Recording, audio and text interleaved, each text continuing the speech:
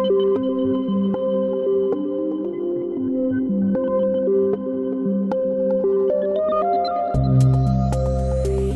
is 6 Minutes, the Seriously International Daily Newscast. It's Wednesday, April 16th. I'm Emma Albright. And I'm Anne-Sophie Goninet. The day is just ending in Taipei, while in Havana it's just getting started. In Copenhagen and here in the World newsroom in Paris, it's just after midday. These are the latest headlines. Israel says its troops will stay in Gaza, Lebanon, and Syria indefinitely. Allies of Alexei Navalny are sentenced in Russia. And our daily quiz question comes to us from a live stream in Sweden. Our top story today is the sliding of global stock markets Wednesday, even after surprisingly positive news for China's economy. Asian markets closed and European markets opened with losses for the second straight day. The news that China outperformed expectation in its first quarter GDP growth couldn't counter fears that the escalating trade war with the US could put an end to the momentum. The US has put tighter export controls on technology companies like Nvidia, which fell 6.3% in after-hour trading. In the Middle East, Israeli Defense Minister Israel Katz said that the military will remain in Gaza and buffer zones in Lebanon and Syria indefinitely, changing tack from evacuating areas that have been cleared and seized. Families of hostages still held by Hamas slammed the comments, saying that Israel was choosing to seize territory over the kidnapped. Meanwhile, at least 19 more people have been killed in Israeli attacks since early Wednesday morning. In Russia, 4 journalists were convicted by a court of extremism for working for the Foundation for Fighting Corruption, a group founded by former opposition leader Alexei Navalny.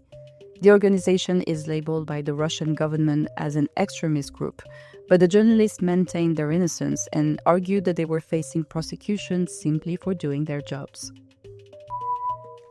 Looking at international newspaper headlines today, Algerian daily Al Watan lends its front page to the increasing crisis in the relationship between France and Algeria. The French presidency announced Tuesday it will expel 12 Algerian diplomats and recall its ambassador in response to the North African countries ordering the departure of 12 French diplomatic staff over the weekend.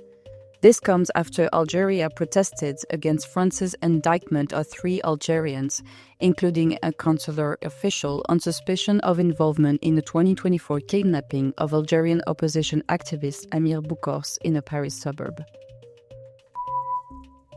We have news this morning from the World Health Organization, which announced a new global protocol on pandemics 5 years after COVID-19 killed millions globally and roiled the international economy. Countries under the WHO agreed to a landmark agreement to avoid the mistakes made during the pandemic in 2020. Among other actions, the agreement establishes a system aimed at sharing pathogen data so that pharmaceutical companies can create pandemic-fighting products more quickly.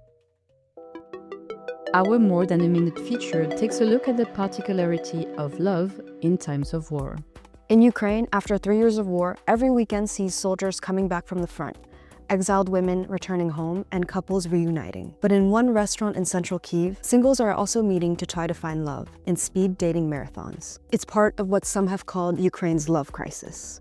In an essay in French daily Le Figaro, Hélène Coutard writes about how this problem isn't specific to Ukraine. In fact, it's basically as old as war itself. Emma, tell us more about how affairs of the heart survived the front line.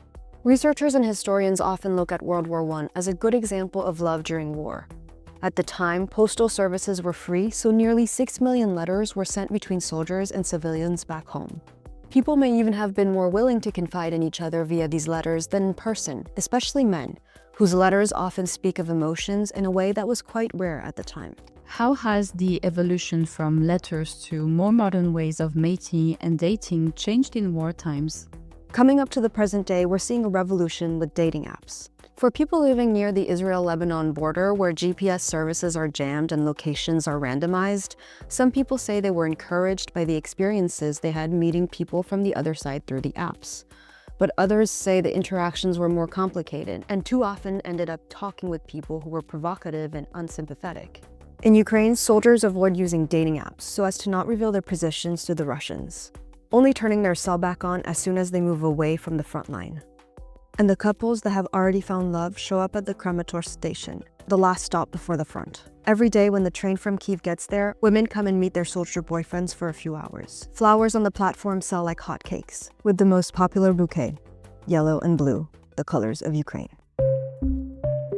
We're closing things out today with our daily quiz question, which comes to us from Northern Europe.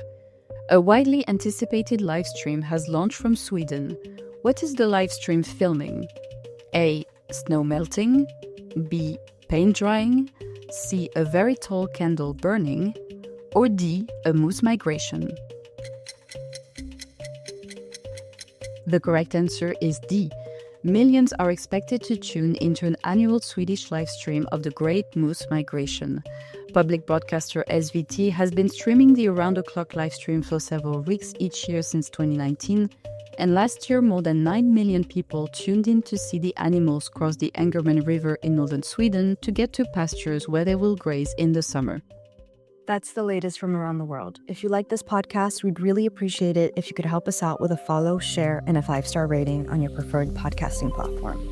For more of the best of the international press delivered exclusively in English, visit us at worldcrunch.com. We'll see you here tomorrow. À demain.